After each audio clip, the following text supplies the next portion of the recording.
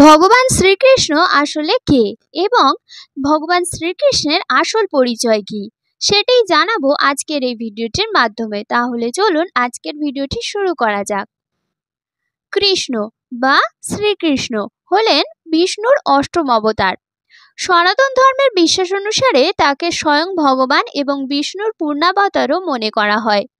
গীতায় বলা হয়েছে যে অধর্ম ও দুর্জনের বিনাশ এবং ধর্ম ও সজ্জনের রক্ষার জন্য তিনি যুগে যুগে পৃথিবীতে আগমন করেন এবং কৃষ্ণের এই আগমন ঘটে কখনো মনুষ্যরূপে কখনো বা মনুষ্যত্বের প্রাণী রূপে।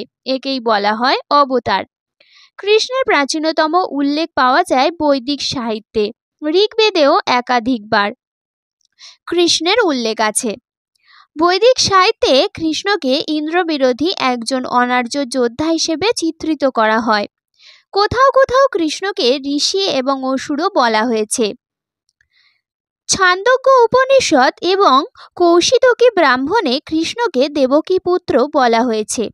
তার গুরু ছিলেন ঘোর আঙ্গিরস। কেউ কেউ বলেন এই কৃষ্ণই পৌরাণিক যুগে বাসুদেব কৃষ্ণে পরিণত হয়েছেন। মহাভারত, বিভিন্ন পুরাণ, শ্রীমদ্ভাগবত এবং বৈষ্ণব কাব্যে যে কৃষ্ণের কাহিনী বর্ণিত হয়েছে তার আবির্ভাব দ্বাপর যুগে। প্রচলিত ঐতিহ্য অনুসারে মাতুল কংসের কারাগারে ভাদ্র মাসের অষ্টমী তিথিতে কৃষ্ণের জন্ম। তার জন্মসূত্রে এই দিনটি প্রতি বছর জন্মাষ্টমী নামেই পালিত হয়। কৃষ্ণকে কেউ কেউ অনার্য দেবতা বলে আখ্যায়িত করেছেন। তাদের মতে আদিম জনগোষ্ঠীর উপাস্য এই দেবতা পরবর্তীকালে ব্রাহ্মণ্য ধর্মের সঙ্গে ঘনিষ্ঠভাবে যুক্ত হন এবং তাকে কেন্দ্র করেই বৈষ্ণব ধর্মের প্রবর্তন হয়। কৃষ্ণ ঐতিহাসিক ব্যক্তি কিনা এ বিষয়েও মতভেদ রয়েছে। কেউ বলেছেন তার মানবীয় কোনো অস্তিত্ব ছিল না, আবার কারো কারো মতে তিনি একজন আদর্শ চরিত্র, ঐতিহাসিক পুরুষ, ধর্মপ্রবক্তা ও সংস্কারক ছিলেন এবং কালক্রমে ভক্তরা তাকে দেবতা এমনকি ভগবানের পর্যায়ে উন্নীত করেন। কৃষ্ণ চরিত্রটি খুবই বৈচিত্র্যময়। বিভিন্ন গ্রন্থে তার যে কাহিনী বর্ণিত হয়েছে তাতে তার তিনটি প্রধান রূপ লক্ষ্য করা যায়: পরোপকারী, প্রেমিক এবং রাজনীতিক। পরোপকারীর ভূমিকায় কৃষ্ণকে দেখা যায় তার শিশু বয়স থেকেই। কংসের হাত থেকে বাঁচানোর জন্য জন্মের পরই পিতা বসুদেব তাকে গোকুলে নন্দ যশোদার ঘরে রেখে আসেন, কিন্তু কংস একথা জানতে পেরে গোকুলের সব শিশুকে হত্যার নির্দেশ দেয়। কংসের নির্দেশে পুতনা রাক্ষসী বিষাক্ত স্তন্য পান করিয়ে একের পর এক শিশুদের হত্যা করতে থাকে। একদিন শিশু কৃষ্ণকে হত্যা করতে গেলে তার হাতে সে নিজেই নিহত হয়। এভাবে শিশু কৃষ্ণ গোকুলের শিশুদের রক্ষা করেন। পর্যায়ক্রমে তিনি বৎসাসুর, অঘাসুর, বকাসুর প্রভৃতি অপশক্তিকে বিনাশ করেন। এছাড়া তিনি কালীয় দহে, কালীয় নাগ দমন, বৃন্দাবনকে রক্ষা করার জন্য দাবাগ্নি পান, ইন্দ্রের কোপ হতে গোপগণকে রক্ষার জন্য গোবর্ধন গিরি ধারণ ইত্যাদির মাধ্যমে বাল্যকালেই নানাভাবে জনসাধারণের উপকার করেন। কৈশোরে কৃষ্ণ যে কাজগুলি করেন তার মধ্যে উল্লেখযোগ্য হল কংসবধ। অত্যাচারী কংস ছিল মথুরার রাজা।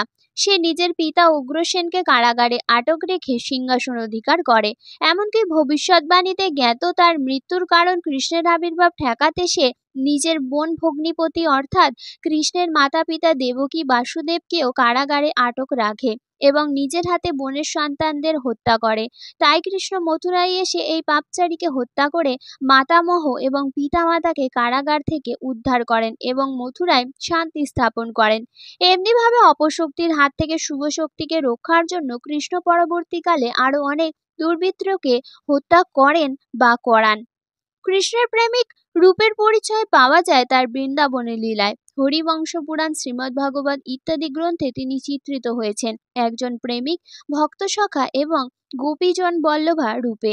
এখানে তিনি সমাজের একেবারে সাধারণ মানুষের সঙ্গে মিশেছেন, তাদের সঙ্গে দৈনন্দিন জীবন কাটিয়েছেন।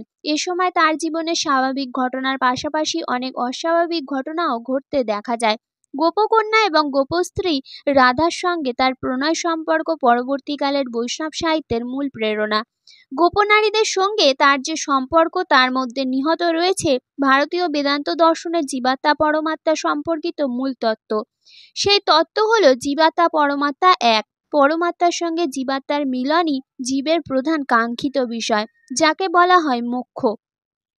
কৃষ্ণ সেই পরমাত্মা আর সব জীবাত্মা। কৃষ্ণের সখাদের মধ্যে বিশেষভাবে উল্লেখযোগ্য হলেন শ্রীদাম, সুদামা, উদ্ধব প্রমুখ।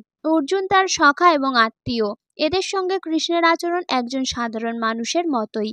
কৃষ্ণের বুদ্ধিদীপ্ত এবং সবচেয়ে আকর্ষণীয় দিক হলো তার রাজনৈতিক রূপ, যার পরিচয় পাওয়া যায় মহাভারতে। এখানে তিনি একজন রাজা, দ্বারকার রাজা, রাজনৈতিক, কূটনৈতিক, যোদ্ধা এবং দার্শনিক রূপে চিত্রিত হয়েছেন। এই পর্বে তার কর্মকাণ্ডের প্রায় সবই মানবচিত।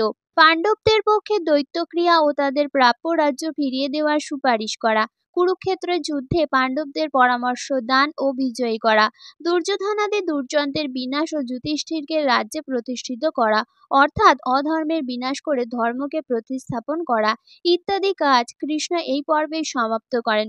কুরুক্ষেত্র যুদ্ধে তিনি নিজে অস্ত্র চালনা করেননি বটে, কিন্তু যুদ্ধ পরিচালনা করেছেন মূলত তিনি। দুর্বৃত্ত জরাসন্ধ বধ ও শিশুপাল বধও এর পর্বেরই ঘটনা। মহাভারতের বিশ্বপর্বে কৃষ্ণ অর্জুনকে ক্ষাত্রধর্ম এবং আত্মা সম্পর্কে যে উপদেশ দিয়েছেন তা ভগবদ্গীতা বা সংক্ষেপে গীতা নামে খ্যাত। এইভাবে কৃষ্ণ অধর্মের বিনাশ ও দুষ্টের দমন করে ধর্মস্থাপন ও শিষ্টের পালন করেছেন। এর কিছুকাল পরে তার নিজের যদুবংশ অনাচার দেখা দিলে তাও তিনি কঠোর হাতে দমন করেন। কৌশলে তিনি যদুবংশ ধ্বংস করে নিজে এক ব্যাধের শরাঘাতে ইহলোক ত্যাগ করেন। কৃষ্ণের এই কাহিনীর পিছনে ঐতিহাসিক সত্য থাক বা না থাক, তিনি যিনিই হন না কেন, যুগ যুগ ধরে বিভিন্ন গ্রন্থে এবং ভক্তদের বোধ ও বিশ্বাসে মন ও মননে তার যে আদর্শ রূপটি গড়ে উঠেছে তার প্রভাব হিন্দু সমাজ ও সংস্কৃতিতে এবং সংস্কৃত ও মধ্যযুগীয় বাংলা সাহিত্যে অত্যন্ত গভীরে প্রথিত। ভারতীয় অন্যান্য সাহিত্যের মতো বাংলা সাহিত্য কৃষ্ণ কাহিনীর দ্বারা গভীরভাবে প্রভাবিত হয়েছে। জয়দেবের গীত গোবিন্দম, বড়ু চণ্ডীদাসের শ্রীকৃষ্ণ কীর্তন এবং মধ্যযুগের বৈষ্ণব সাহিত্যের এক বিরাট অংশ কৃষ্ণ কাহিনী নিয়ে রচিত। পদাবলী, কীর্তন, পালাগান, বিচ্ছেদিগান ইত্যাদি লোকসঙ্গীত রাধাকৃষ্ণের প্রণয় কাহিনীকে আশ্রয় করেই রচিত হয়েছে। এগুলি একসময় বাঙালি সমাজে খুবই জনপ্রিয় ছিল এবং আজও তা শুনে শ্রোতারা মুগ্ধ হয়।